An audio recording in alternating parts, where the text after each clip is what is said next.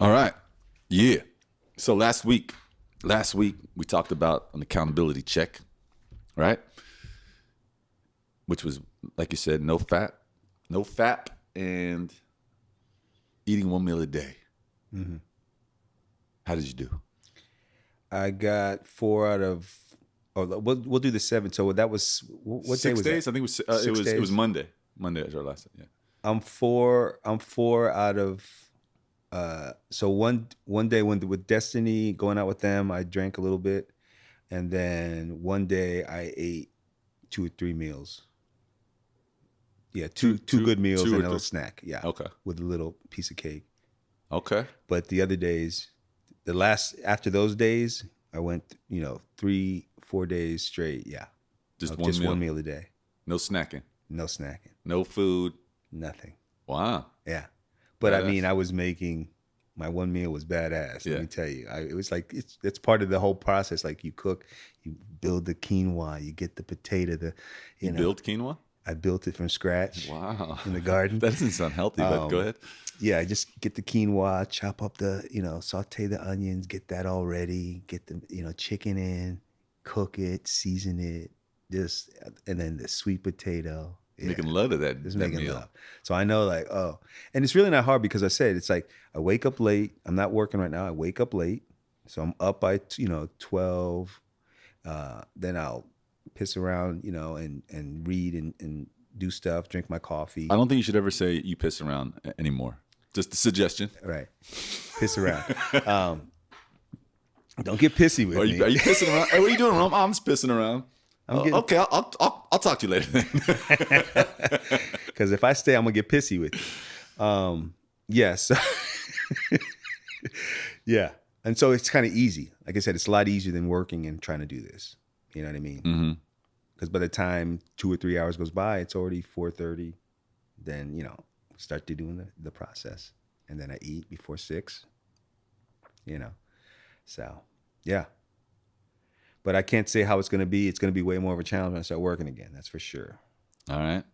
Well, I was impeccable. Oh, wow. Okay. First time in my life. Get out of here. Your life? I've never gone, what has it been, 5 days? 6? 5, it was 5 days. Today would be the 6th day. Never have I done an actual one meal a day for this many days in a row.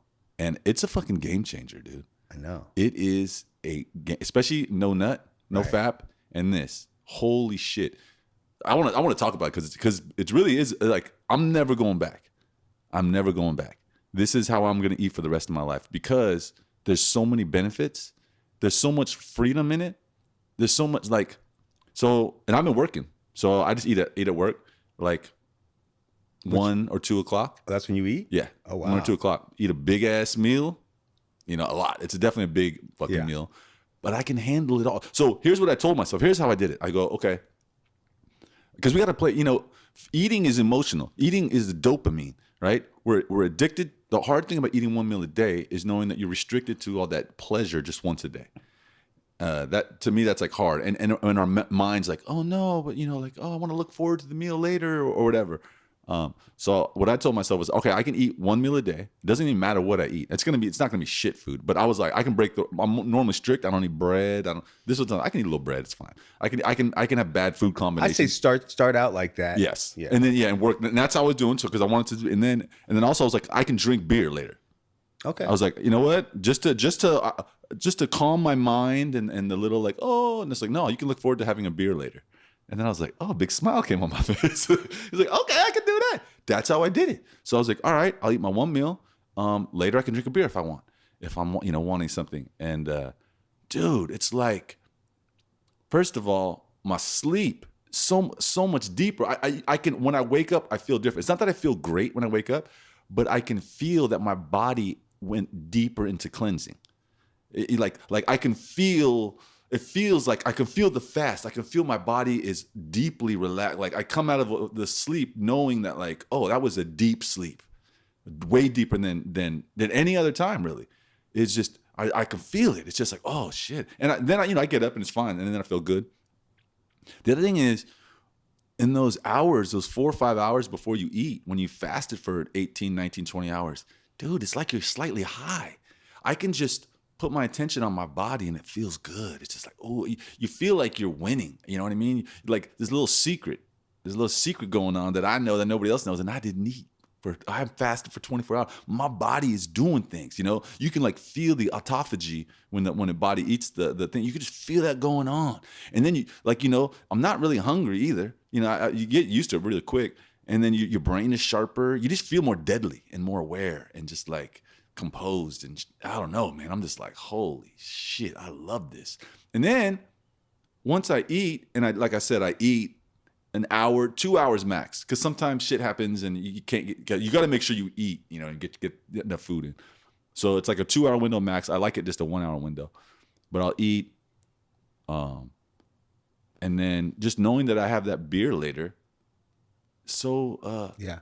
just I think placates my too. mind. Yeah, I mean, because I say don't be so strict. It's one meal, but make sure it's nothing bullshit. And then, of course, if you do the beer, but you're not going to eat again, that's still going to be processed a lot faster by the time you go to bed. It's something to look forward to. And then at some point, as we clean, Yes, it's going to get easier to even put yeah. that up to away. I'm doing this 30 days. I'm 30 days. I'm gonna eat whatever I want, and I'm gonna drink beer if I want, and then after that I'll start. But I want to ingrain this habit, because right now it is a habit, and it feels good and it's easy. It's like, this is not a challenge. Yeah. It's like, no, I love it. I fucking love it. Yeah. Yeah. And two, like I noticed, well, it's interesting. You can do, well, I guess you're doing the beer later in the day.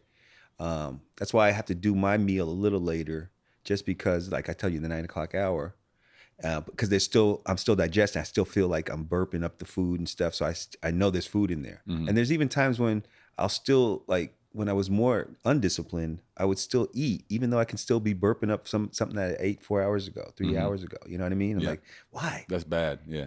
I don't need it, but I'm doing it, you know? So, but I think you're right. I mean, once the cleaner we get, the easier it gets. That's taught me. I know you did the fast. I did the no drinking for 10 years. It gets easier, you know, and then eating gets easier. And then, like, as I started shredding up, I said, oh, first it was, you know, the alcohol, but I was still eating breads and all this. And then I went to paleo, and then I started shredding up. And then it just got easier and easier to do everything almost. You know what I mean? Like my stomach, my second brain woke up and it wouldn't let me do things. It just was like, oh, immediately it just told me no in an emphatic way. Yeah. You're not doing that. Yeah. You know? And it was so easy to be disciplined, because you realize I've built this up, this whole cleanliness up so much. I don't want to just throw it away. You know what I mean? And so the thing is, you get cleaner. The cleaner you get, the easier things get. But that's why it's so hard for people to get out of the rut, because they do a little bit, they get clean for a little bit, then go back, and they never really get out of it. And then you're out of it. Yeah. Yeah. You got to take those breaks. When you take those breaks, it becomes easier. When you never take that break, it's very hard to stay clean.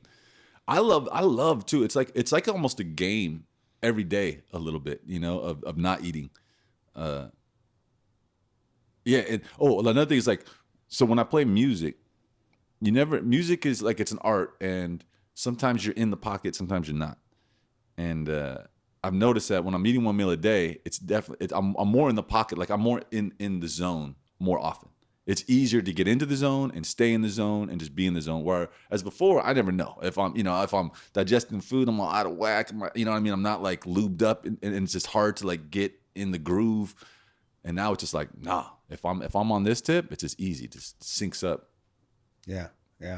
The drinking was, it wasn't, because I didn't drink with when I went out with Marlene, Nicole, and you know, just being around Marlene though, it brings up a lot of stuff, you know, and so I didn't drink with them while we were there, but it was early in the day, and we had a good time. We talked, and you know, and all that stuff, and then when I went home, I still had my whiskey that's there at the house, and I drank it, but I went to bed without any food. So that was like early in the day. So same thing. There is a difference when you drink and then you go to bed on an empty stomach. Yeah. It is. A big difference. Yeah. Big difference. So because I still sleep. Like I said, I've been drinking, you know, I had my amount was like 2 tall boy of Perfect. those. You need to get the buzz. That's what the whole point is. Yeah, You yeah. need 2 of them. Yeah, I got it. That's always like I always want more, but that's all. But I know that that's enough. Any more is just excessive, and the payoff is not going to be that much. So just drink those 2, and I go to bed. I don't even feel it. Like I sleep great with just that. Yeah.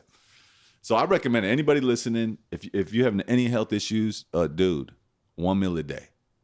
It's a game changing pattern for life, for warriors, for fuck. Dude, it's the shit. Yeah. It truly is. Because it allows us to be on an empty stomach most of the day. And and you realize it's so unnecessary. Just the payoff of how you feel in the morning, which is when I know that the truth of the practice is when I wake up, because that's the time when you were supposed to have recharged, and that when you wake up, if you're still feeling kind of low battery, you're doing something wrong. Yep.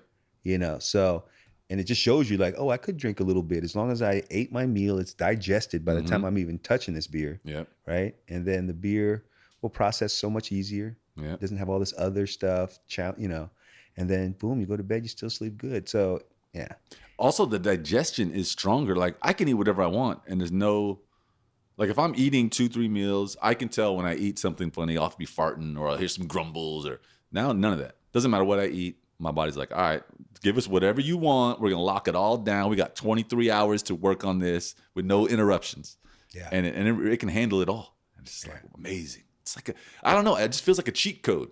You know what I No, mean? it's a blueprint really, because it just shows you we only need, and just imagine that starting point, of eating a good meal and with things that you shouldn't, and then over time it'll just be just a steak, and some water, and that's going to be, and then because you're like I said, when I stopped drinking for 10 years.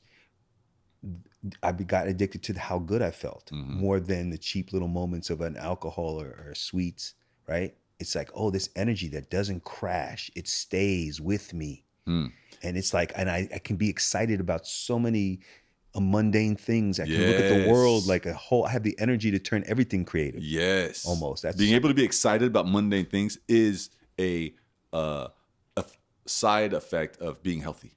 Right? Because you're balanced, your hormones are working. You don't need to get all like super flavor. It's like, no, just the breeze, just the cloud, just the fucking, you know what it reminded me of too is like, it reminded me of the excitement I had as a kid. Like, like when I was 5-6 years deep, and it really started when I went into the paleo in my body. And then I started losing weight, getting down to like 165, 170, fluctuating where I should be. Right. Every morning I wake up, it was so exciting, like a little kid. When was this? This is when I with the paleo. Yeah, when I shifted, because I was at that time when I got the computer. Remember, and I was living at Jody's house. Got the computer, so then I was going into everything I ever wanted to go into. Oh yeah. And so then I was getting inspired. No drinking. That was kind of my, new drug, and that's when I was learning about, all of it. Right, just everything I ever wanted to learn. And I was going into it, and then I had the energy to practice it, start doing the paleo, because I was kind of plateaued because I was still eating bread and all that stuff, even though I wasn't drinking, and I was working out every day, so I was pretty lean. But the paleo, taking that bread out, it was like almost immediate. Like I dropped like 10 pounds, and then my abs and my obliques, like all of that was showing, So, and then I just started feeling better and better. And it's like, I can attack I just felt like I can push myself, like, especially in those mundane things that you have to do. That became exciting too. Like nothing was boring. Like I was like, oh, if I do this and I don't like doing it, but I could keep the focus on it because I knew it was going to prepare me for, I'm so prepared when I go and do the job, or I do this, I prepare my meal, I know exactly what you mean. Yeah. Like one thing I noticed too, and I noticed this after my first dry fast, but I've been noticing this week as well. I can drive and I don't want to hear anything. Like it's just fun to just drive and be aware. Like it's the first time you drove a car, it was like fun, but now we're so used to it. It's like, oh, what can I listen to? Music or a podcast? Now it's like, no, I don't need nothing. I'm just going to drive and just be. Also meditation. Sometimes I come home and meditate now. I just want to meditate. Oh, I forgot it. That's one of the things that we should have put into the whole mix too, is like 1 meal a day, no fat meditation. Forgot that one. Okay, let's add that. Yeah, because that's an important part. And so what I've been doing too, I noticed, I realized, because I want to get my brown back. So in the morning I get up early, 8 o'clock, get that sun. So I spend an hour in the sun meditating.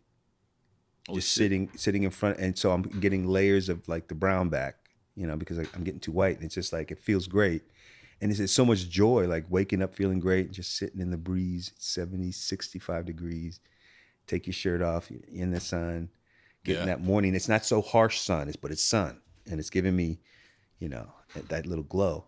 So yeah, so I would say the meditation, All right. Yeah. And even if it's just 5 minutes, I say 5 minute minimum, but every day. but like do it as you need it, and you'll probably need it more and more as time goes on because it's an important part of Yeah.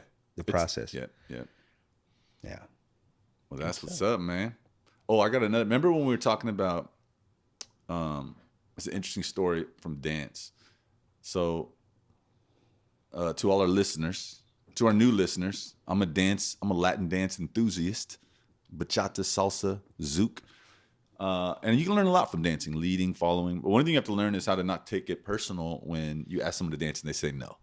It still sucks. I hate it. Especially when the same person says no to you multiple times in different locations. You just gotta, you're like, oh, okay, you really just don't want to dance with. And then she says no to you, and then a minute later she's dancing with someone else. You go, oh, no, it isn't me. You just don't want to dance with me. Yeah. So that's hard. Just because I'm a human, ego, it's vulnerable, blah blah blah. But so you have to learn to adapt and just like be like, you know what? Who knows? I'm not gonna take it personal. Who knows why? Like. Some people are just not feeling you, and that's a hard one. I'm glad I kind of rationalized that one because I get it. It's just some people that just don't feel you. Yep. And that's not personal. Yep. It's something like so. So clearly with this one girl, right, that I'm thinking of, it was clearly me. She did not want to dance with me. She's a white girl, yeah. She did not want to dance with me. So I don't know why. I wanted to ask. She was always nice to me, and she's actually a teacher. So sometimes she would be teaching like a circle, and she would interact. Oh, fine. So I was like, okay, I don't know, blah blah blah. But I shifted. I was like, I'm not gonna, because for a while it did hurt my feelings, right? You'd see her, that's the girl, especially when I was a new dancer. I was like, that's the girl turned me down because she was the only one who ever did that. Who just always said no. So I stopped asking her. I stopped ever asking her. I think it was after the fourth time. I was like, I'm never asking her to dance again. But I shifted. I was like, okay, I'm not taking it personal because you never know what anybody's going through. So fast forward, she had been sexually assaulted by a salsa teacher who was tall and brown skin. And all right, so there's a few layers of the story, right? Yeah, and she would really courageously put it out on Facebook and just like told the story of what happened.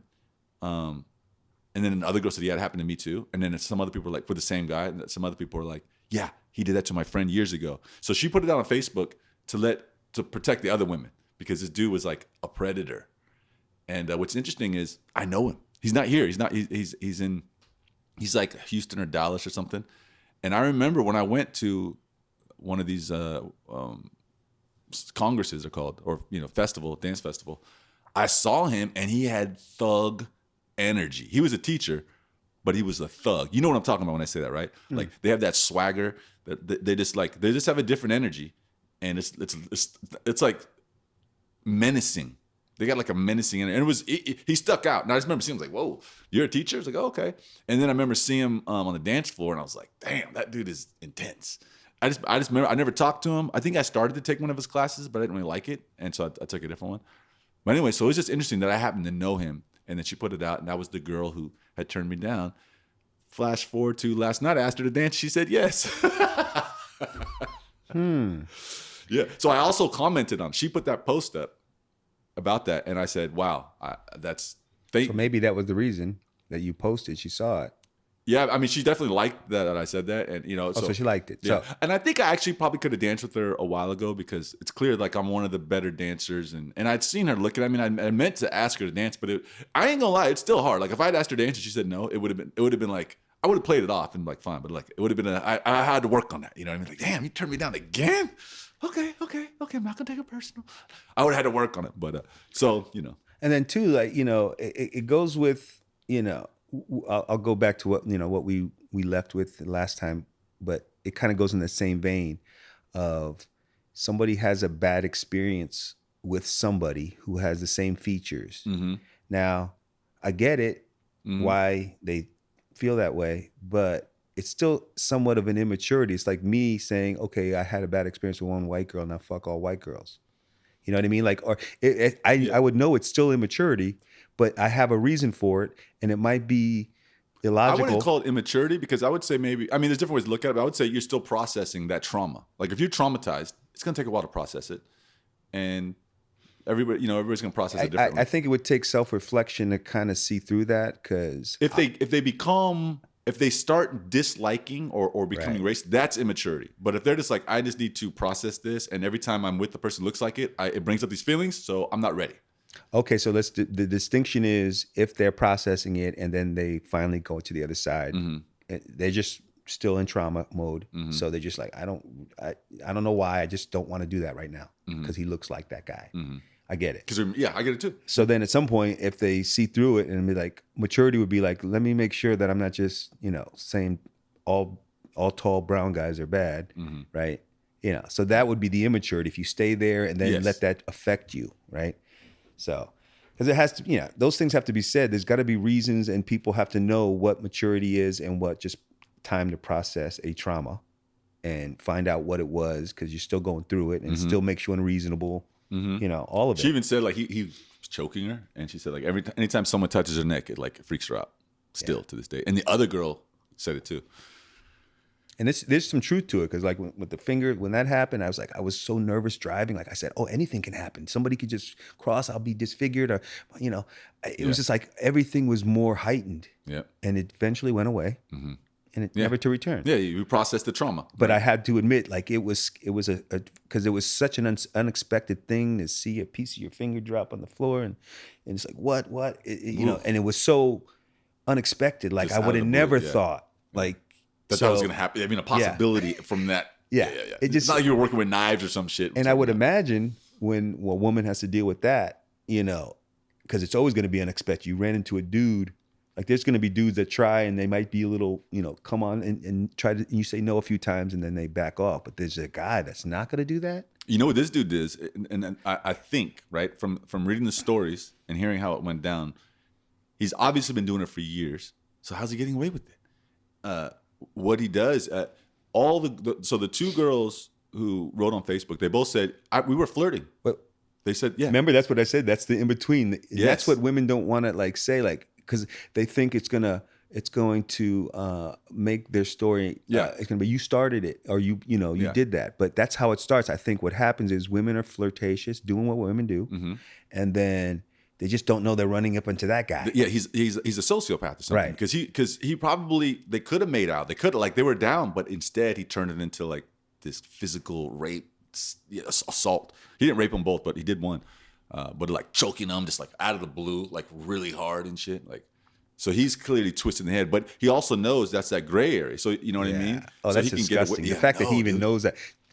Those type of guys, who anybody's already mentally ill. You're having sex with somebody who is hostile and just doesn't want to do it. Who does that? I mean, probably someone who's traumatized. Probably it happened to him or something. Unless he's just a psychopath. I hope so. Yeah. And I think there is literature that says they have been traumatized, so now they're just like, fuck everybody. I'm going to do it too, and not address it, not figure out how to heal from it.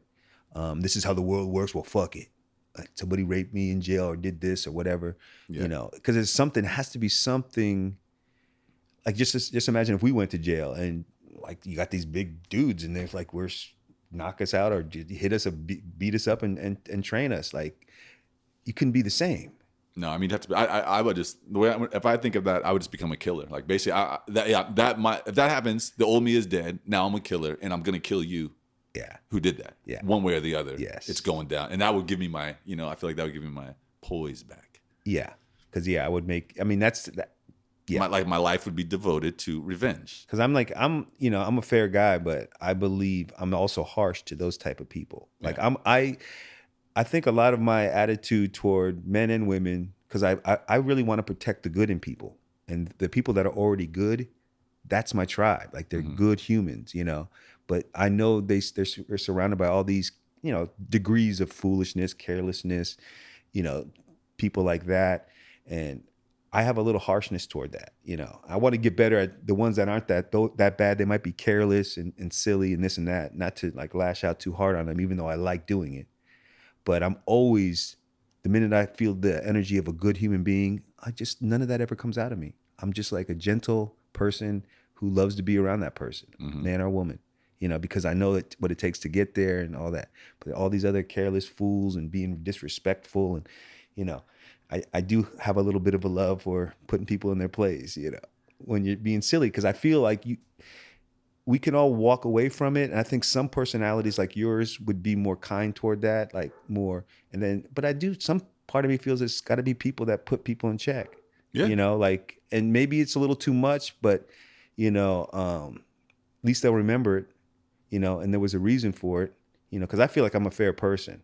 Because I know the minute somebody's a good person, somebody's disrespectful and careless, that's really my whole, disrespectful and careless. Let's dive into that actually, because last week we were talking about stuff. I want to dive back into that. Let's dissect that. So there's that moment, right, when you said you gave a woman friend of yours a comment about her butt, right?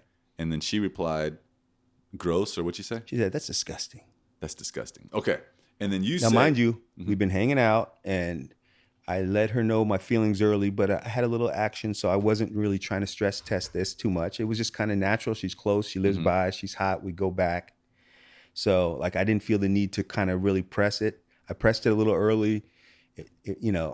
She was a little tentative. And I said, cool, she's fun enough to be around. She's, does her thing, whatever. But then at some point, I started trying to ratchet up a little bit from our conversations, to give compliments.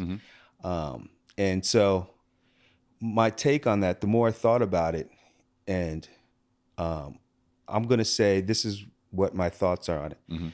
Women have to be held accountable, take the consequences for statements. So in my mind, and with the backdrop of dating and the women that would never say that to me and have sex with me, a compliment is well greeted with open arms and leads us to it.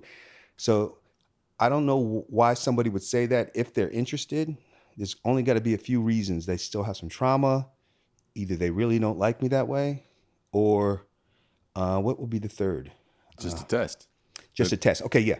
So to me, that's a silly test, according to me, and you're going to get the consequences. That's not going to make me want to pursue you anymore. So that's the consequence. You missed out, because I'm not going to tolerate that. Why do it? If you like me, you can give me so many different types of tests. When somebody gives you a compliment and you like me, what's the purpose for that test? And being older woman, what are you talking about? You acting like you got how many bites at the apple you think you're going to get? So to me, I'm okay with, hey, F your pussy. I'm going to move on. You blew it with me, or I just don't have any motivation to proceed with you. And that's fine. And I'm not mad at you, but I'd rather be around the woman that would be like, oh, thank you for that. Oh, you like that? I'll take those women. They're out there. Yeah, for sure. I mean, preference is fine. The part that I want to dissect is, as we're on our journey, right, to becoming impeccable warriors, so the question is, did you take that personal? Do you think you're taking it personal, what she said?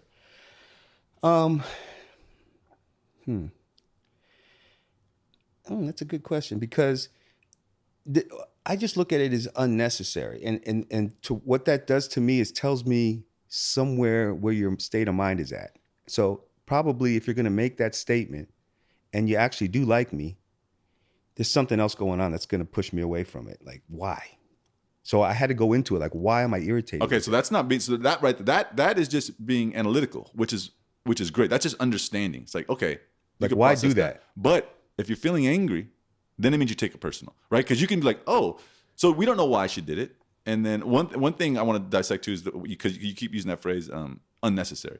But we'll get to that in a second. But like, if she says that, right, instantly we understand. Okay, either you like me and you're saying that because you don't know how to handle this weird feeling, or you're just playing around, or you really don't like me, right? And then you could have all that understanding. But if we're getting emotional at all, right, angry, hurt, then we're taking it personal. Okay. Right?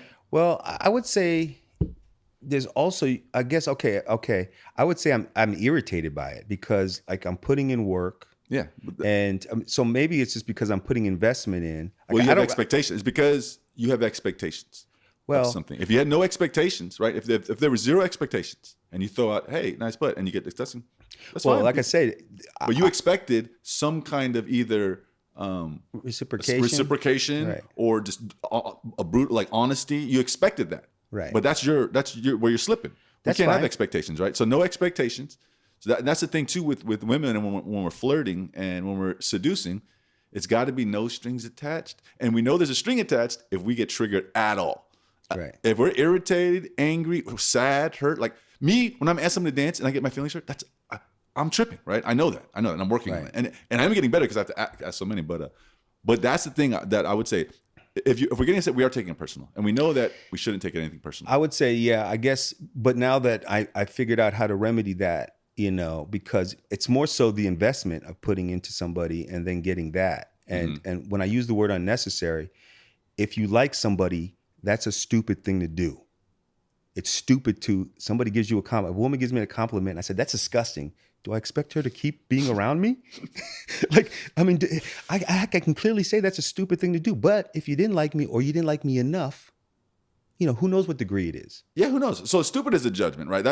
I'm making a judgment. Yeah, I'm making a judgment. But I'm just saying, everybody would logically say, if you like somebody, you don't say that. Well, I wouldn't. No, because there's play. I don't have it all figured out, but I am learning about teasing, the power of teasing and being playful, and overcoming the tests, because the tests come and they're not thinking I'm going to test you. It's just a feeling, and they speak, but it's a biological, because they have to test us. They got to know if they really like us or if we really like them. They got to know if we're strong enough, if we're masculine enough. They got to know if we get triggered easily, right? So that's what a lot of these tests are. So if you stay unflapped, boom, then sometimes the door is open wide. Okay, I can take that, and also too. But I there's a part of me that wants to hold everybody accountable. Like I respect myself, so. No, I don't have any problem with that. Yeah. No, I'm just saying, I'm just going to walk away. I mean, you need to know, maybe take some time to think about that. I'm out of here because, my motivation is gone. You saying some nonsense like that. So, and I got to be true with me. Like, I don't feel motivated to come near you now. Like, I don't feel motivated to overcome that, to find out if you're going to open the door. So that's something you have to take, because you might be missing out on a lot by not understanding and having more mature tests and being more careful if you like somebody, right? Mm-hmm. So either we're saying, hey, women can be who they want and throw all these nonsense tests out, and speak kind of, like that. But there are consequences of course. For them. No, without a doubt, there's going to be the consequences. So I'm fine with like saying, hey, I'm not into that, because obviously I've been around women that don't do any of that nonsense. I give them a compliment, they like me, it goes down. So if those women are out there and then you're doing that, who am I going to pick? I'm going to move on to those women. That's all that is. And so you're right, because I think my irritation came from just putting investment in. Yeah. That's it. Because I can really care less. Like if it was shorter and I went out with her, did that, she said that, I'm not coming back. It was too early. I didn't invest much. Mm-hmm. Right? So to me, it was the investment. So an investment means there's a string attached, right? Yeah. And that's as we sharpen up, it's like, yeah, man. That's why I'm going to press early, like we said. Yes. To me, that's the thing, because. And with no expectation. Yes. It's going to be easier to handle the no or something like that. It still ain't going to be easy. No, I mean, it's going to be easier. That's why I said easier.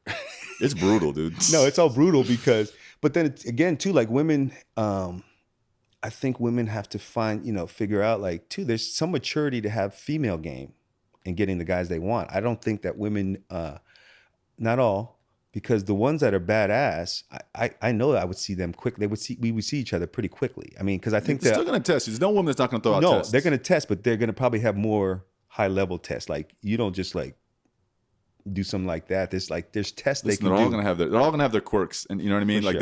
that's just the facts. They're all going to have like a part that we really don't like.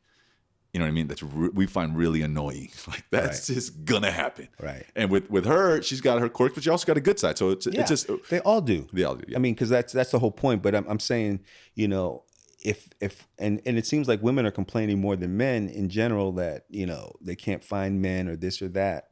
From my experience of just studying in real life and online, and they have to come to terms with how they're playing their games and this and that to get what they want out of life. They are making missteps, just like men are. and not getting the men they want, Yeah. So Let's use. I'm going to use this one process called. I read it. I forget what it's called. It's called. I read it from a book. I think Katie something, accepting what is. I want to go through with that statement when you say it's not. That's not necessary, right? So I just say like it wasn't necessary to say that, right?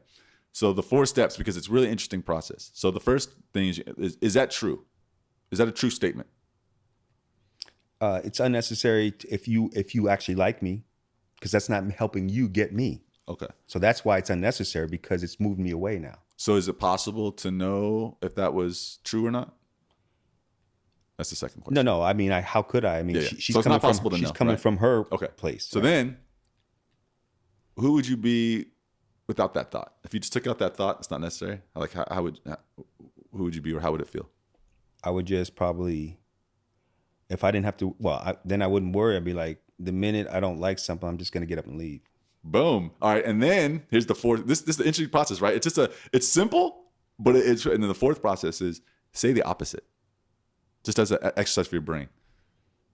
I'll just keep coming. No, say the opposite Of what? of that sentence. It was necessary for her to say that. Just say it. Oh, it was necessary for her to say that. Yeah, and it's like that's the full stretch of it's like that's one way to I dissect see a what you mean. belief that or a statement that doesn't feel right. You go, okay, is it true? Is it possible to know that it's true? Who would I be without it? And now say the opposite. Say it was necessary. And then it's just like, okay, that thought has been fleshed out. And usually it's like when you go back to that place, who would I be without it? Oh, I would be a non-judgmental, boundary creating person. I'd be like, oh, Or so basically, I would just go, just distill it all to, I don't like that, so let me just leave. yeah. So, and in that way, that would kind of teach them, maybe, to get them to be better. That seems a little harsh though. Just to be like, okay, yeah, but that's disgusting. But that's a pretty harsh statement too. Yeah, that's what I'm saying. So, and then obviously Okay, I'm later gonna on, I complimented her even more, like, ooh, I like your fat ass and all that stuff. And then she was liking it. So, Yeah. again, I understand female nature. It's up, it's down, it's here. It's how I feel today, how I feel moment to moment. I get it. But as men, we have to, I value myself. And so you do that, there's going to be a consequence. I could just overcome it and continue to pursue, but there's more women that won't say no. So why am I like, you're not that special? So like, what are you doing? Like, to be given tests at your age, like, what do you think it leads? You need to change your game. That was a lot of judgments that just came out. I know. I'm just saying, yeah, because I realized too, like, I had to change my game. Like, if they're making judgments on the clothes, if I was wearing sweats or this or that, or I made a statement, or I was too opinionated too early and they got put off, we might be compatible and suitable for each other, but we never get a chance to connect, right? I think that a lot of that's going on. Yeah. There's so many people like I realize I could connect with, but if it doesn't go well in that early beginning, it never happens, And that's maybe both parties. Maybe I sense that there's more maturity to be sought after in ourselves to let things in. There's better tests. There's more effective tests. But you kind of have to go into it and. But see, those are all judgments. Which generally, the thing about judgments is that they're not helpful. Because it is what it is. So you're saying there's better tests. Is that put that through the test? Is that true? Is it possible to know if that's true? I think it is, because obviously wearing sweats out at the club and then wearing some suit and learning more game, learning to keep, that's going to help me get more. So if I'm looking to have that outcome, why would that? This is what. I thought you were talking about tests. The girls. I thought you were saying. Well, these I mean, tests they should have these. You were saying like that, if that was a test. There's better tests that you should be doing. I thought that's what you were saying. No, there's better ways of being, both men and women, to get the outcomes they want. So if you're doing stuff like that, especially if you like a guy and then you wonder why they were off or you did something, and because men kind of like disqualify you in silence. Oh, she's recreation use only, because she's made that statement, right? Or she did something. She drank tap water. She ate a bologna. I remember a girl ate a bologna sandwich in front of me. That was it. I couldn't come back. You ate a bologna sandwich on white bread? We're done. You're 35 years old? Can't do it, baby. We're done here. So I just but if she, well, anyway, I'm more interested in figuring out without being, I guess, trying to do it in not such a judgmental way, because I think that's the exercise. Kevin Samuels kind of would women would always call in and they'd be confused of why things weren't working, and he would tell them the things they have to pay attention to, Yeah. and what men like in general, and this and that, to have better success. So let's talk about judgment for a second, because I think the only time, like, judgments, in my understanding, I really learned this from nonviolent communications. Like, when you just take them out, you realize they're not helping, and then you just look at reality lucidly. You have preferences. You don't say this is wrong or right or you should. You say, like, I like this. I don't like that. I'm making judgments without saying being wrong or right. I'm just saying that's... Well, you should. You're saying, like, should, that's wrong, that's unnecessary, there's better ways. Those are all judgments. There are judgments because they're just like opinions, right? But if you just say, oh, that's how you do, I don't like that. That's not a judgment. That's a fact. I don't like it. Fair enough. But when you're a teacher, then you do say judgments, right? So as Samuel, he's being a teacher. So you got, as a teacher, you are judgments. That's what you do as a teacher. You say, no, that's wrong. You should do it this way. This way is better. So that's when judgments work, when you're in teacher role. But when we're not in that kind of role of teaching, then I think it's way better to erase all your judgments and just you have preferences. I have preferences, but you're just accepting. And there's no expectations either. Like, take your expectations and your judgments, and then it's just there's a lot more peaceful, calm, more zen. But you still have preferences. That's the key. It's not like we're... And two, like, you're right, because even though I'm coming and I want to tighten my language up, but that's underneath all my judgments, because you're not right or wrong. You just did something that didn't work for me. And but I could say it better. Say it better. Mm-hmm. It does come off as judgment. It's unnecessary. If you like me, why would the hell would you say that? It doesn't make me want to come closer to you. Yeah. As opposed to, you know what? I don't like what you just said. So yeah, if she would have said something like, hey, that's a little inappropriate right now, that would have been a lot easier. You know what I mean? To digest, because maybe it was like, I still would have stung me. I know, but even still, but again, like, you have to realize, like, women have been through traumas and hurts and all this stuff. So that's the they kind of want to keep the pace. They want. I sense they want to have you come at a pace that they're comfortable with, whereas we as men have to come the way we come.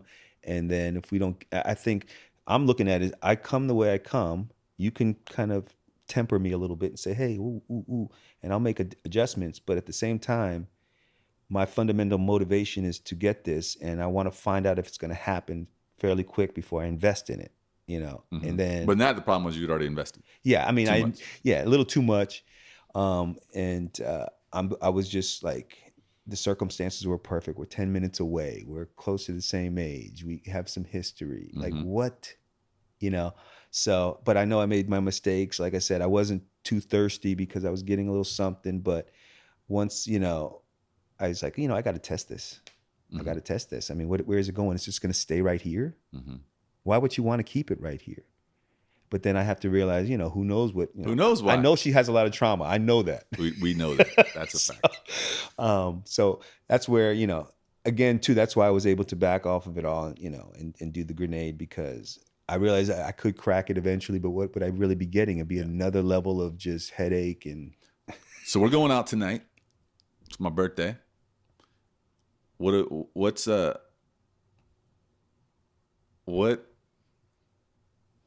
Let's set some goals or accountability check. Let's make sure we do something, which is what, maybe like, remember that one time we went out and we're like, we have to get no's. That was a very interesting mental, like, you have to get rejected. If you don't get rejected, then you didn't ask enough. And it could be like anything. So you have to ask for things to get rejected. It could be like, can I get a free drink? No. Okay. One rejection. We have to get, like, we could put out a experiment, like, get 10 rejections, one way or the other, but from women, no men. It doesn't have to be like hitting on them, but we have to, like, ask for something and get rejected. And there's like it's a very powerful. Do you remember when we did that? Yeah. I remember doing that, and it's because we're human beings, and we have to work with our minds. We have to work with our weaknesses. We have to trick our minds, because our minds are I don't know, they're out of whack, they're out of control with our ego and our expectations. So we don't want to get rejected. So no, go get rejected. And all of a sudden, it's just like the whole world freaking opens up for you. Because now you're no longer, it's like now you're not afraid of getting rejected. You're looking to get rejected. I like that shit. So maybe we do something like that tonight. What do you think? I, you know, I, you know, yeah. I mean, I think it's called hemming and hawing. What you're doing? yeah, right I'm now. hemming and hawing.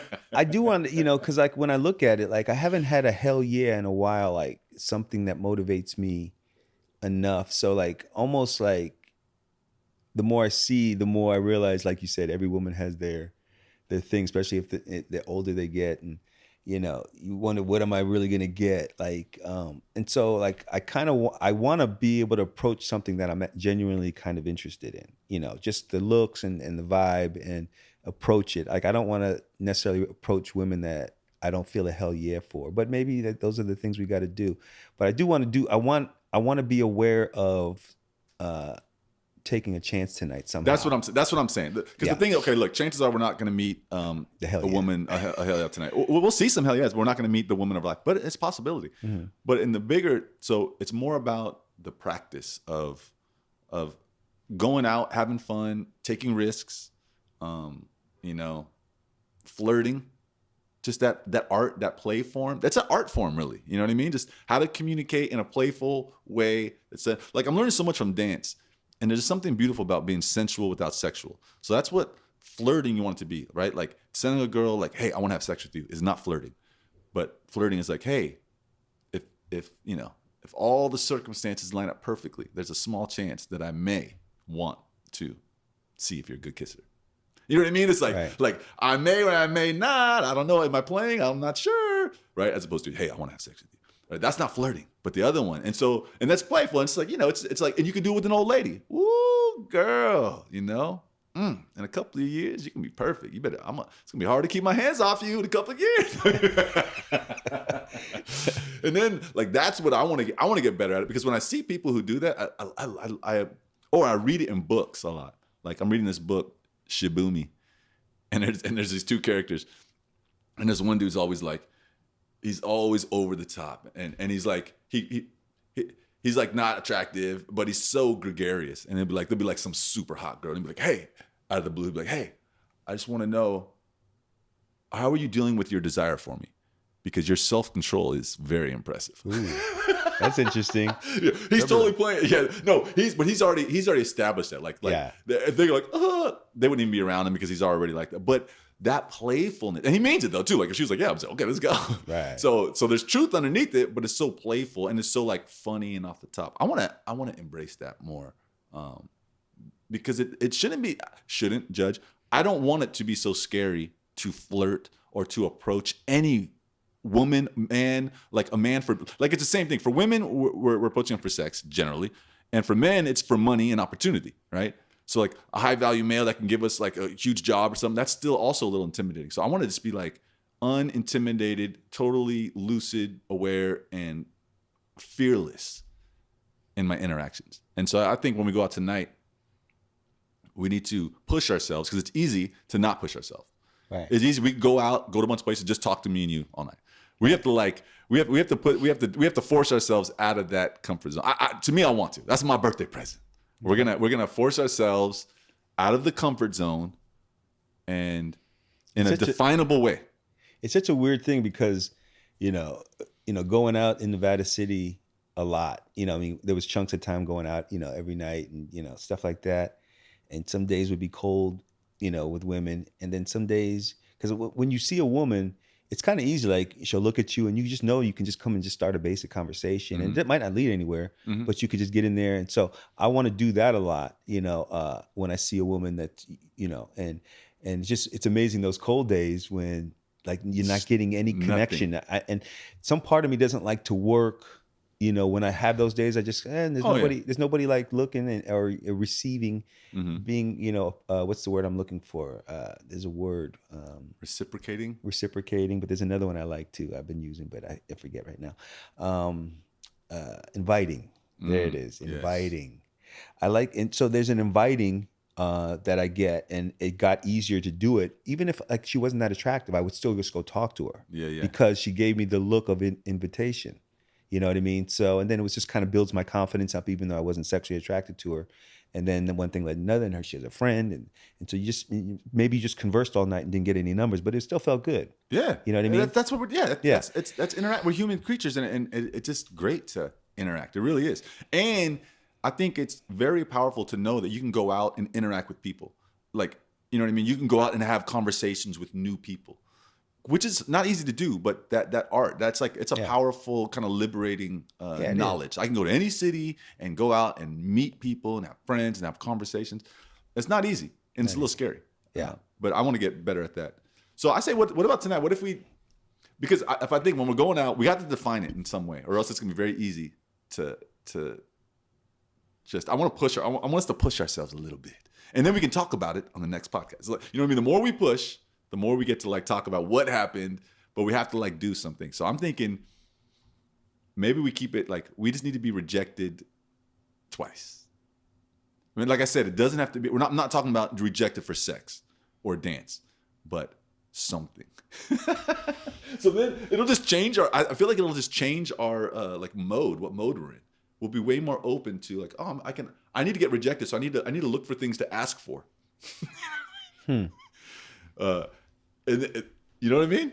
Yeah. You don't like that idea. Well, because like to me, it's like you're pushing it. Like, what could we come up with? Like, because like we could come up on a night where there's not much invitation, right?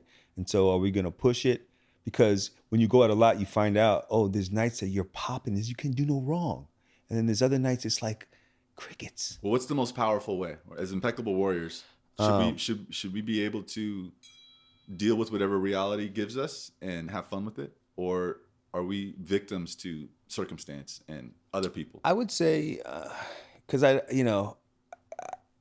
okay, let's just say that we're gonna go with that concept of doing it. I don't like to feel trapped to seeking rejection.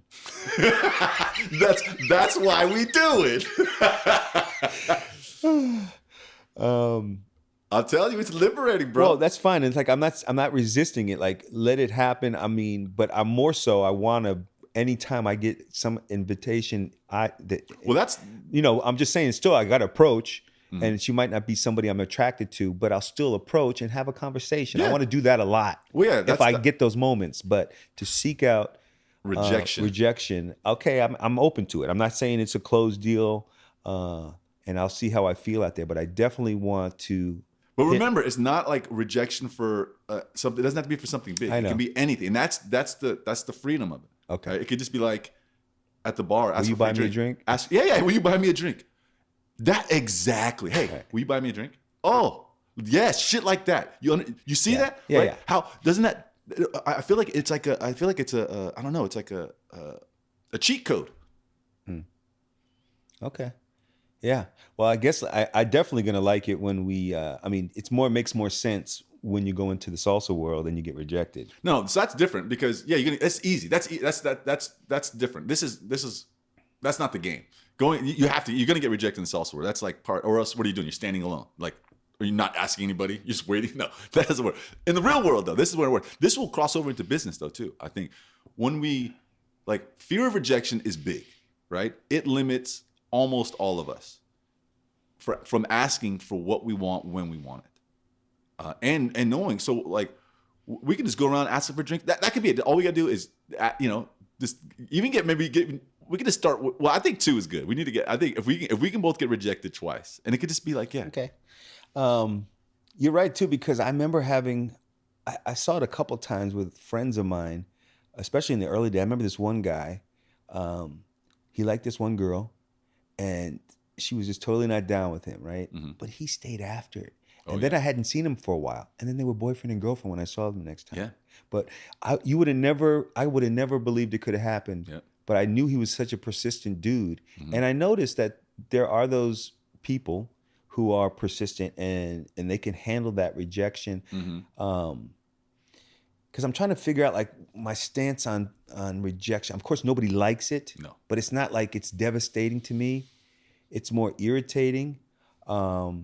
What's the difference? What's the difference between irritating and devastating? I guess devastation mean that really affected you. Devastating is like, okay, if you're getting devastated from a rejection, You need therapy. But I'm irritated. You had big expectations. I remember that one time, like that one time. I remember it was that same night with when I tried to hit on Akila, you know, and I was like, you know, I like her, and she didn't like respond. She was looking at her phone. But there was another chick that was young, that was hot, that had my body and everything, and I just kind of just made a comment toward her, and she got, what the hell? She said something to me, and you were like, easy, buddy. you saw the look. It was like, I wanted to say, you know, I wanted to, you know, like, I'm just asking you a question. I'm not like hitting on you, like, you know, but yeah, obviously women that are so fine and hot, you know. Well, I mean, it depends on all the circumstances. But again, right, if we're angry, we know we're losing. So if we ask that and they have a reaction we don't like, that's our fault. I'm fine. I'm fine with that, but I'm also fine with, let me give you a little of my vitriol for doing that for no reason, because I didn't say, hey, kid, you have a nice ass. I just made a comment to you, and you're just like, she's letting you know she doesn't like that comment. I know. No, but I didn't ask. It was just something like a question. It wasn't like sexual, right? But you were right there. I think you heard it. I just don't remember what it was. I kind of vaguely remember. But it wasn't like, it was just trying to like spark up a little conversation. And she like, and I noticed that when women are young and careless and fine, and like, they look at every man talking to them as, well, and it's true. Yeah. You know, but I'm saying they don't have the sophistication, like, oh, you know, you don't. I mean, ultimately it's true though. Why are we talking to them? Because we want to have sex with them. But also, if they came from better family, you know, who knows, like better understanding of things. If a guy just have a question, you don't have to be like an asshole to him for just asking you a question. If you don't like him, you can kind of do it another way. But if you choose to do it that way, that's fine. But I can choose to do all kinds of shit too, and not take it, you know, too crazy. Like I'm hurt. I'm just like, hey, you. So two wrongs make it right. No, but sometimes it's like showing the consequences of you're overreacting to something. So let me overreact. And I feel good about it. I feel good about it. So two wrongs make it right. Yeah, I mean, I'm just saying. There's a way better play. I think I get that part of you likes to teach people and help them grow, right? I think that's you. In one sense, you want to help them grow, but there's way better ways to do that than with vitriol or anger or doing whatever they just did to you that you don't like more, right? That's the eye for an eye. Oh, you poke my eye, I'm gonna poke out your eye. Then we're both blind, right? But it also teaches them, because if somebody just is talking to you, and we all know I'm talking to you for an ulterior motive, obviously, but I'm just trying to strike up a conversation and see what is up. You didn't have to overreact like that. So I kind of sometimes, I'm not always in the mood for all that, but sometimes I am. And I kind of want you to say, these are the consequences. So fuck you, bitch, and your fucking pussy. Get the fuck out of my, I'm just saying. That's so foul. I know, but energy, but I know, but I'm saying sometimes I want to do that, and they'll be like, oh shit, like maybe I was unnecessary. But I didn't have to be like so rude to him. That's not the result you're gonna get. What am I gonna get? You'll get more of that energy. Like she gave some energy, you gave more of that energy back. That's fine. You'll get more of that energy back. That's how that. That's fine. That's war. That's fine. That's not peace. That's fine. That's fine. Sometimes I'm in the mood for that, but most of the time I'm not. But also, it's just about letting them know. You could be. Wait. I just want to say this. It's about cause and effect. Like if we all show respect, if I said that and you said, no, I'm gonna go back to my friends, nothing would have happened. She could have done that. Yeah, but that's like you acting like you know what's best at all times. No, I don't. I'm just saying I choose to. This is the fact. Well, here's another way that I can handle it. So no, I know there's many ways. But if the goal is to teach, right? Like if you're saying you want to hold them accountable or show them that there are consequences. So when you do it with anger, that's just so volatile and feels horrible. It feels horrible to you too. I know it because we're human. Anytime like it doesn't feel good. Maybe our ego's like, yeah, you got him back. But if you the another way, like just be like, hey, when I said that comment, I was, it's coming from the heart, and your comment, the way you said that, I'm feeling annoyed, because I would prefer just like a respectful conversation. So I just want to let you know that, right? Something like that, right? Just without the anger, you can do that, and then you actually might teach them. Then you actually have a new friend. Like now you're in this other area that can be like, oh, we can have a real fucking conversation, as opposed to just mirroring back with more intensity their slip up. You know what I mean? That's fine. I mean, I'm not at odds with that, but I'm not also at odds with at moments. Like I said, I'm not always in the mood to do that. So mostly I'll take all right. like I did that night. I mean, you said it, you saw the look, but I was going to be maybe a little snippy, like, you know, whatever the case. I mean, that what I just said was a little too over the top, but I might have said something like, get the fuck out of my face, and went on. You know what I mean? Something like that. Again, I'm not opposed to it. I could do it, feel good, and not be attached to what happened because there's no investment in this person. They overreacted, and I just wanted to put them in their place and move on.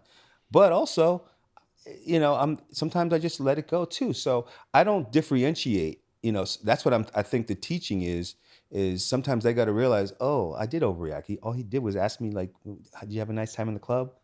You know what I mean? You didn't have to go, what do you talk? What do you mean? Like all that, what? Like, fuck, do I deserve that? I mean, So that's me saying to you and others, like, is that right? Is that correct? Is that being a nice, decent human being? I didn't say, hey, you had a nice ass. I didn't hit on you. I just said something simple like, were you in the club and this and that. So, hey, you choose to do that. I choose to do this. That's all. That's all I'm saying. I mean, I don't think it's ever a good way, but that's fine. That's my opinion. That's what I'm my saying. opinion. Yeah. And that's what I'm saying. The difference between me and you is because I know that your way is right. You're choosing to take that higher path all the time. You always have, more than I have. But I say, why is this part of me here? Because that's part of being like, I think a teacher too is like, oh shit, you did this unnecessary shit or just overreacting shit. Why is this thing keep continuing? So this is the reaction I want to give because it satisfies me and I'll move on too. You know, and then maybe you'll look at it later and say, oh, maybe I did, you know, I could just be, you know, kinder to people if they're not. I don't think that's the result you're gonna get, but I could be wrong. You know, They're gonna be like, that dude's an asshole. That's the result you're gonna get. but they're not going to even look at themselves like I'm an asshole. No, they're not. That's not how life works. They'll I be know. Like, I they'll know. be like, he yelled at me. Let me ponder. No, it's just gonna be war. It's like they started with that feeling energy. Right. You give it back to them. Now they get more. It's just like that leads to violence. That's like if you stay around that energy, it builds into violence. But you know, or you just move, and then it's just like mental and emotional violence. But that's the whole thing. That's like that never leads. I guess that's where we're gonna separate like on that one because I feel like sometimes that's a good thing. Like you need to know, like you're gonna get bit back. You know, like this is life. Yeah, like, I mean, I could be wrong. I could be wrong for sure. Like I said, you know, like the video I sent you, that one. Which you one? know, we're not gonna talk about it, but the one with the guy. Oh. Yeah, you know, did you see it? I don't think so. When did you send it? Well, it showed that you did see it. Maybe you just looked at it. Was but it didn't, text or? Yeah, it was just the Russian girl who kind of goes up to a guy and then she gets anyway. Well, once Oh, I think I did see that. yeah, that's what I'm saying. Like she was so oblivious to where she thinks she can just go up and smack somebody, right? And then she gets and it was just like that's kind of like, was that right or wrong? Like you think about it. You know, I mean, I know. But when she sat on the ground and she was like, I saw that she was like learning, like, oh shit, I can't just be like doing this nonsense, you know, disrespectfully. That's a version of it, but lighter. It's like, no, we all should be a little more respectful, and we should all be aware, like, know when to overreact or put somebody in their place when they're overreaching or getting too sexual. But if they didn't do that, or she didn't do that, don't do that, right? So it's, you know, there's a lot of ways. I think there's a lot of ways to get to where people can maybe recognize that I'm the one who did start it. You know, I'm the one who got a little pissy unnecessarily, or what's a better word than unnecessary? I would say unnecessary. It wasn't unnecessary. You didn't have to do that. You could have just said something. There's no way to say without a judgment. Yeah, that's when you start speaking without judgments, you have to speak in a different way. And that's why I would say my response shouldn't be judged either. If that one shouldn't be judged, right? They both shouldn't be judged. No one is judging it. I'm not judging. I'm saying that doesn't work. I'm saying like that leads to more violence, right? That's fair. It doesn't feel good, right? I know for myself in that moment, if I do that, there's like some satisfaction, right? Because I got hurt, I hurt you back, but it feels horrible to me. It feels horrible to you. And what I really want is not this. I want connection. Even if I want to be at a level where if you slip up, I can correct you and be honest and preference and boundaries and so, but without being venomous, without me being triggered. But still, that's where emergency empathy happens. That's where emergency empathy is like mastery. So say a moment like that, right? You're like, hey, blah, blah, blah. And she's like, blah, blah, blah, blah. And emergency empathy, remember, you guess how they feel and why. And be like, are you upset because you think I was thinking of you as a sex object? I am, but that's beyond the point. Right now, yeah. See, now we're laughing, right? So one way is "fuck you, bitch," right? Learn the lesson, and the other way you did this, you just flipped it like a ninja, and now she can't help but giggle and laugh, and now she's actually attracted to you. When it's not even like, you know what I mean? That's what I'm talking about. Okay, and that's a fair statement. But I realize, like, looking at it, this side of me has always been there from day one. So it's somehow I want to clean it up, but to me, I think it is a tool. Maybe I shouldn't be. I don't have to be as harsh as cuss, but I can definitely give a bit of bite back. Yeah, well, that's the emergency empathy is also a bite back, right? Because you're like, it's startling. It's just a different way of doing it. Like, I think it achieves what you want to achieve. That thing that wants to teach and like put things in place. I get it. I like that, right? But there's different ways to execute that. And emergency empathy is pretty much the most powerful way. And I also want to say, like, That instant flip. The times that I have been a careless fool with my mouth and somebody put me in the place, it did teach me. So the first one was, I remember in kindergarten, I went to this new school and there was this little tiny black kid. So we're all like, 5, but he was even tinier. Like, he was really tiny, right? And I was like, look at his, he's tiny. Look at this little, and I was just making fun of him. And all of a sudden he just comes at me, starts pushing me and pushing me and pushing me till I fell to the ground. And like, he was ready to, just go ham on me. I never did that again. So, well, that's man shit right there. Yeah, I know, but I think it still works with them too, because I guarantee you that chick right there won't do that again. I guarantee it, because that's actually a real tool. Like, oh my God, when she sat on the ground and she was like, because I don't think that's ever happened to her before. Yeah. Like, she was so, and she came out, and then now she'll never do that again. I promise you that. And that's a lesson. Violence is different. I mean, violence is a different area. It corrects behavior. It corrects behavior. Like, it corrected my behavior. And I think it works for both people, really, men and women. Because what can you do? It's like, wow, I did this. I overreached. I was wrong. Like, we were just bickering, but I chose to come up and do that first. And look what happened. And I'm not going to do that again. And I think that's, anyway. So there's a place for it. I don't know where, but I also believe that's doing your path is 70% of the time. I just want to keep what I have, because I do believe it's a real tool. Because it's changed me too. Like, when I got slapped, by my, dad's stepmom. I corrected my behavior, and she never had to slap me again. And that was that, because it does maybe like a verbal slap of violence, verbal violence. Maybe, it's not as effective. It's kind of, I don't know. There's a better way to do it. Yeah. So, and I acknowledge that, but I also acknowledge that that's in me. It's always been in me. Like, doesn't mean it always will be, though. Okay. Right. Fair enough. Fair enough. So anyway, good conversation there, because like, I think we have to know what's actually best for humanity, and then try to clean up our learning style, because we all have teaching styles. Yep. And some are way more kinder. And what I love about nonviolent communication is it's ruthless. It is not nice. You're right. It's not about being nice, but the end result, it's ruthless. It draws clear boundaries. It's clean ruthlessness. People. It's clean. It's so clean. It's no Suki, and it builds connection, which is what we all want. We want that feeling of connection, even with people who we're momentarily, irritated with, or our feelings are hurt. But we can just use it, and then now we feel connection, and they learn the lesson. They do. They learn the lesson too. That's why I freaking love it. Right. Because it is ruthless, man. It's ruthless. Especially, just like, I don't like that. I don't like you.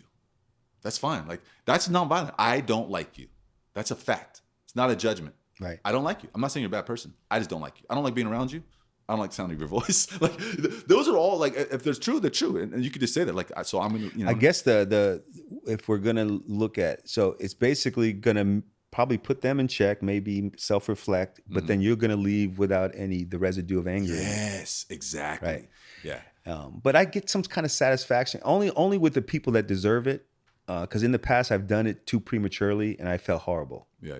But when I feel like I'm justified, it really doesn't linger too long. I feel like a sense of, like, feels good to me. That might be the devil inside you. It's good. But I wouldn't feed that devil too much. I know nonviolent communication would even feel better. Yeah. I know that. So would, yeah. I'm not going to deny the truth. So. All right, that's what's up, bro. All right. Okie doke. So we're gonna go out tonight. Let's make a plan because you know what? One of the reasons why I was able to eat 1 meal a day is because I said it on the podcast. Because that was the first day I said it, and I was like, oh, I was passionate about it, and because I made that, I think there's power to declaring things on here. So before we get off, we have to declare what we need something that's going to set us out of our comfort zone. I suggest, I'm not saying we have to, I'm suggest we seek to get rejected twice from women in some form. Could be a drink, could be a phone number, could be a bite of food. Like, doesn't matter. And it could be any woman at a store, at a cash register. Oh, can I get that gum for free? That's, that counts. Yeah. I think so. We could do that, or we do something else. So what do you think? Do you want to do that, or should we try to do something else? I personally just kind of, because I haven't been out in so long, I mean, I just want to approach inviting eyes right now and just build that up. But I'm not opposed to that. I just don't want to commit to it because I take my commitments very serious. As you should. Okay. Well, I'm going to commit to it. I'm going to do at least twice. Okay. But what are you going to commit to doing? Just if there's, I want to be approaching. Here's what I don't want. I don't want to go out and you don't approach any woman all night. That's what I don't want. Well, I mean, if I don't see any, all I want to, like, I don't want this. No, I don't want somebody who's not giving me any vibe and try to approach them. I'm not like, because I know, like, that's fine. Because you go out, you women's eyes. Like, again, I learned a lot just in that time being in and just going out more, and I was really. But some woman is going to look at you. Yeah. So then I'll go talk to her for sure. So I'm going to approach. It's going to happen. Yes. So you're going to. How many? What's the minimum? What's the minimum declared on the podcast that you can commit to approaching and just saying hi? Just approach, say hi. That's it. Hey, how you doing? That's it. That's that. If it walk off or whatever, it doesn't matter. I will commit to the number of women that actually invite me in with their eyes. You vague motherfucker. No, I need a number. It doesn't have to be a lot. 1, 2, 3. What can you do? Well, definitely one. Okay. I'm gonna approach somebody tonight for sure. All right. Okay. So what we do? Yeah, do but two. I want to. Okay, I'll do 2. But also, I'm not even opposed to doing the rejection thing. I just want to have the flexibility to feel the vibe of the night. I'm gonna try it. I'm gonna try to get rejected. I'm going to get rejected twice tonight. I'm not going home till I get rejected for something.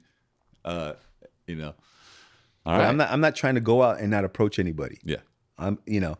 I've already got the fever back being in Nevada City and all that stuff. So I know what it is. You get used to it. You get out there. You do it more frequently. It's a closer city. It's not so, especially when we used to be able to walk down, like we don't have to drive to, and we're in a cool city with a perfect amount of number, and so you forget, like, oh, the more I go out, things are going to happen. Yeah. It's just inevitable. And then some days you see the ebbs and flows, the dry nights and the nights when it's popping.